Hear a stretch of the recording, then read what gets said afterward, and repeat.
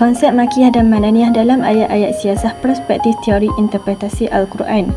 Abstrak, konsep makiyah dan madaniyah dalam ayat-ayat siasah belum dibahas oleh mana-mana perbahasan mengenai ayat makiyah dan madaniyah.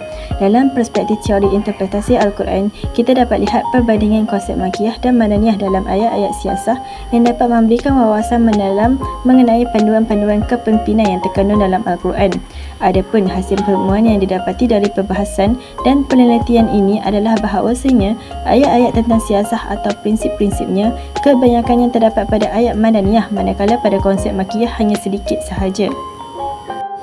Pendahuluan, konsep ayat makiyah merujuk pada ayat-ayat yang diturunkan saat Nabi Muhammad berada di Mekah, sedangkan konsep madaniyah pula merujuk pada ayat-ayat yang diturunkan saat Nabi Muhammad berada di Madinah. Kebanyakan ulama sepakat bahawa Pendahuluan, konsep ayat makiyah merujuk pada ayat-ayat yang diturunkan saat Nabi Muhammad berada di Mekah, sedangkan konsep madaniyah pula merujuk pada ayat-ayat yang diturunkan saat Nabi Muhammad berada di Madinah. Kebanyakan ulama sepakat bahawa ayat-ayat makiyah merujuk pada ayat-ayat yang membincangkan tentang keesaan Allah Subhanahu Wa Taala, tauhid serta perintah-perintah untuk meninggalkan penyembahan berhala. Adapun ayat-ayat madaniyah pula membahaskan tentang hukum atau syariat agama Islam, musyawarah dan berbagai hukum lainnya.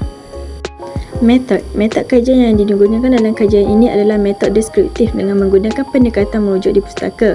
Metod ini melibatkan penelitian dan pengumpulan data yang berasal dari literatur atau karya sastra, misalnya buku-buku, jurnal artikel yang mengandungi teori-teori yang relevan dengan masalah penelitian yang sedang dibahas dan sebagainya.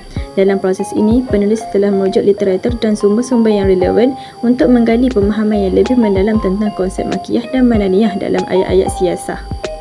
Analisis. Sebagaimana yang diketahui, perkataan makiyah dan madaniyah ini berasal daripada nama dua kota, iaitu Mekah dan Madinah. Ayat makiyah ini bererti ayat-ayat yang berasal dan diturunkan sebelum hijrah di Mekah maupun di tempat lain. Sedangkan ayat-ayat madaniyah merujuk pada ayat-ayat yang turun selepas hijrah di Madinah ataupun di tempat lain.